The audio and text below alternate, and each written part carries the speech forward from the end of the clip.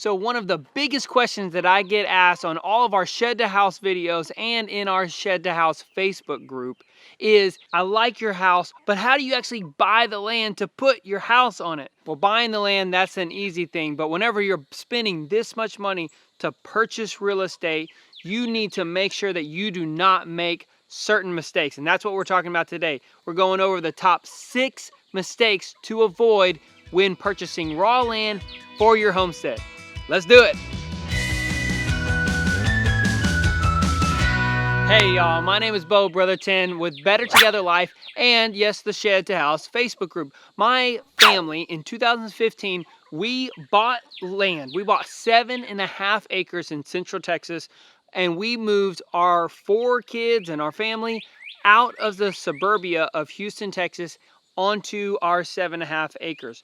We went from an 1/8 of an acre lot onto 7.5 acres, and we converted a shed into our full-time home. But the main reason why we did the Shed to House was so that we could be out here on property in God's creation to homestead, to grow our own food, to have sustainability, to have self-sufficiency, to provide for our family in times, honestly, like right now. And when buying property, you want to make sure that you are not making these top 6 mistakes. So that's what we're going to be going over today. I'm going to be going over a little lesser known things to where I would say these are mistakes that you want to make sure. Now, of course, we're not going to be talking about like water and access or buying property that's going to have a flood or a fire risk. You need to make sure that you have those things. Those are the easy ones, but these are the lesser known mistakes to avoid. Here is number 1. All right, so the first mistake that you want to avoid when buying raw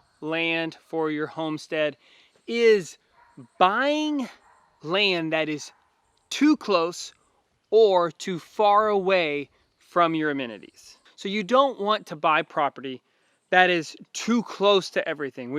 A lot of this is going on right now, and our world and especially our country is in deep trouble right now. Whenever you're trying to build freedom and liberty, you don't want to be too close to a city, but also you don't want to be too far away from amenities. So you don't want to be too far away from things like a grocery store or a restaurant, or some people might need an airport. Or, you know, if you're like us with kids, you want to be able to have activities for your kids. So you want to make sure that you're not too far, but you're also not too close. So if something really were to hit the fan, you're not right there in the mix. This is where you're going to try to get out of suburbia.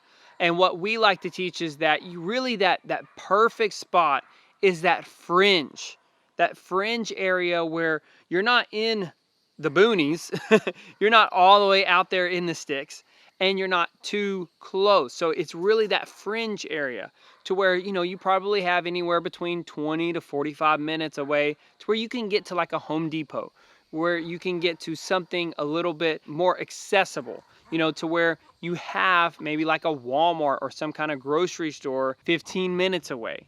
All right, number 2, the second mistake to avoid is, I messed this up. Like we did this same thing. We made this mistake. Don't buy one of the first properties that you look at. It's real estate wide. It's something that you don't make the first purchase. You don't go into your first house and be like, yep, this is it. I'm emotionally connected to this. I'm emotionally invested. I want to buy this.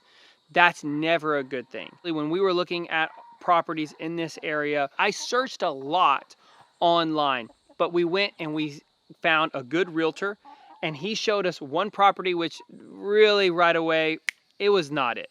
We were not really, like, we didn't feel it. It was way too overgrown, and also didn't have the mindset to understand the possibilities that I understand now. But our realtor said, hey, I know that this one didn't work out. Let me show you one more that might be a good fit. We didn't have access. There wasn't a road or anything to it. So it was, you know, you'd have to have a 4-wheel, you know, truck to be able to get up onto the property. But he got us up there with his truck and he drove us. And, you know, in this area right now where our home site, we weren't all that impressed. It was kind of okay. It was not too bad.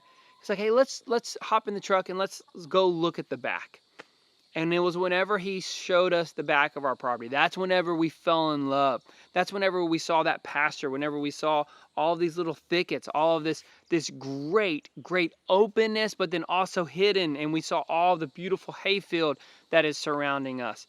It really got us excited. It got us really pumped that this could be a good property. It was right there in the middle of that 5 to 10 acre range, which those properties do not last long. And I got emotionally invested into the property. I did not want to lose it, and I pulled the trigger and we bought it really fast. I would say don't do that. Luckily, we got lucky. I mean, it's just straight up like that. We made a good purchase and our property has increased in value since like the very first year that we owned it. So that was a good thing. So we lucked out. It was a really good property. And anytime that I speak to someone who's talking about finding property, I'd say, do not make the mistake of buying the first property that you see, or even the second property. You need to look, I would say, look at 10 plus pieces of property before you put your name down on a dotted line, before you put that earnest money down. You don't know what you don't know until you really get your feet on the dirt and look around. All right. Okay, number 3. This is so cool. The third mistake that I want you to avoid when buying raw land for your homestead. Oh, I love it. I didn't know that this is what I wanted until I actually saw this property and I was able to really start working on it. This mistake that you have to avoid is buying property without trees. I've become like this. I hate to say that I'm a hippie tree hugger. I don't think that. I just know the benefit of trees. I know the value of trees. I know what my family gets out of trees. I get shade. I live in Texas, y'all. It's 90 degrees and I'm here underneath this tree. I'm gonna film all of this video in the shade of my property because I have trees. If you don't have trees, it's gonna take you decades to grow what I have and so much money. It's just not gonna happen. It's gonna take you so much work. And especially in the South, you need that. You need the shade in order to grow your productive trees. You can selectively take out trees. You can always take trees out, whether I'm going very slow about how I'm taking my trees out because we cleared with the dozer and that was just a little bit too fast for me. So I'm really taking my time of really observing my property and saying like, yep, this tree is something that I can use this as a post for a fence or something like that.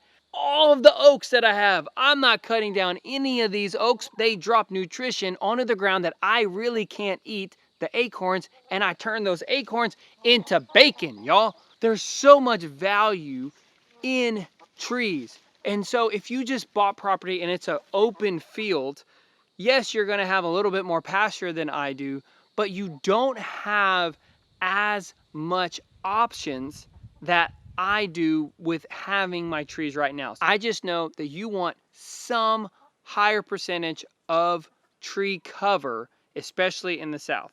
But in the North, you're gonna want wind cover. You need trees. I'm blabbering here, but trees are so important. Get you some trees. I'm passionate about trees. Okay, maybe I am a hippie tree hugger. I like trees. It's like 10 degrees cooler. Get trees. I just found out that I gotta get this garden fence up because my chickens are escaping out of the electric poultry netting. They're coming over here and they're eating my baby tomatoes. I gotta get this fence built. Number 4, here we come.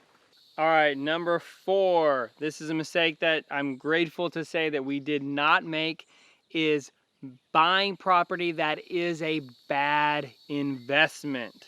Okay, so yes, I hinted on this for mistake number 2 of don't buying the first property that you've seen. We were able to not make this mistake. We lucked out, so that was a good thing. Now, whenever I say I lucked out, I'd say that I knew that it was a good investment because I did the research on the property. I really dove deep on just this property. I did a lot of research online that I was looking for something that I was wanted, and I just saw potential.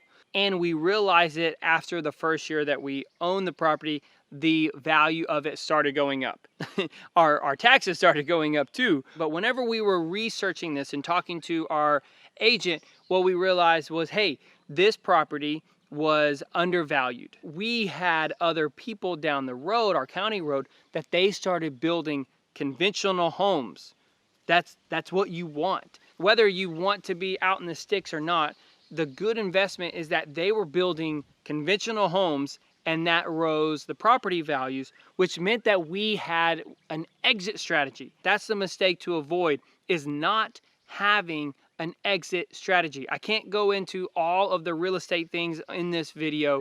You need to find a good real estate agent in your area that you trust and find a piece of property that does that. That is a good investment. All right, number 5, avoid buying property that has a north-facing slope.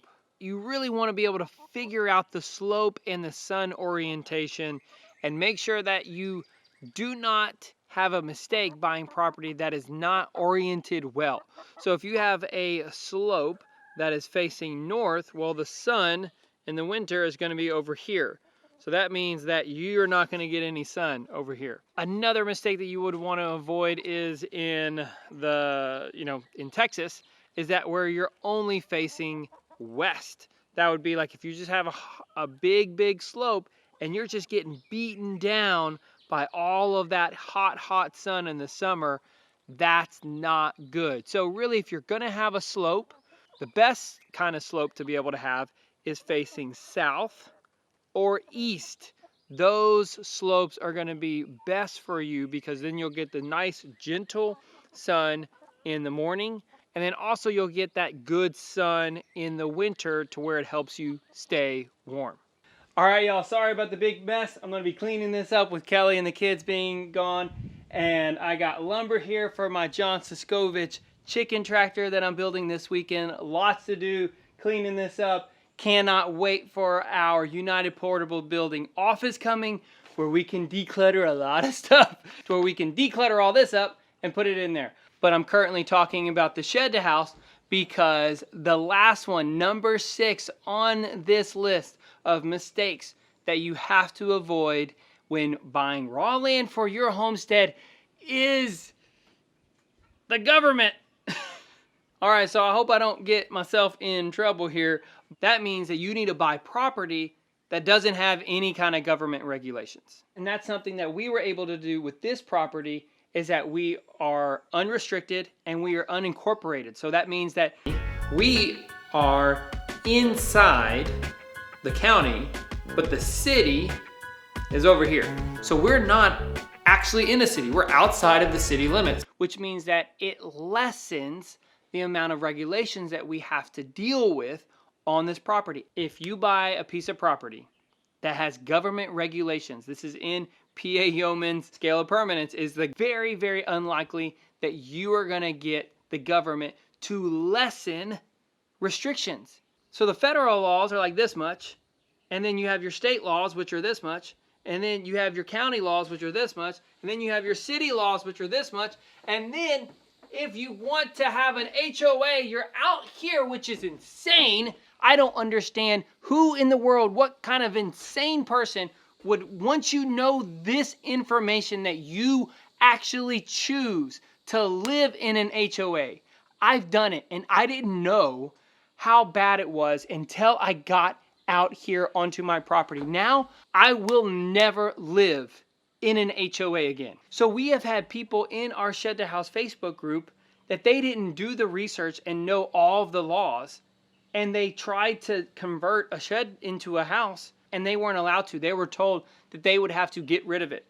That all of these just horror stories, you have to do your research. You have to know all of the government regulations.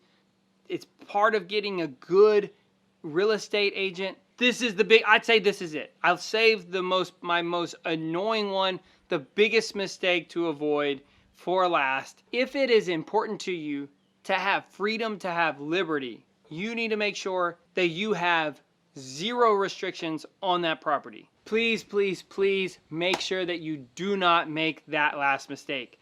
Get unrestricted land. All right, y'all, I hope that you learned a couple of mistakes to avoid that maybe you hadn't thought of. Let me know down in the comments below of what did I miss. Not access, not water, not any of those obvious ones. I'm talking about a mistake that everybody hasn't thought of, and maybe I'll do another video. Hey, please smash the like button. YouTube algorithm. I forgot to do it in this video. I promise I'll remember the next one. Gotta go feed these chickens and the pigs and everybody else. See you on the next one. Bye.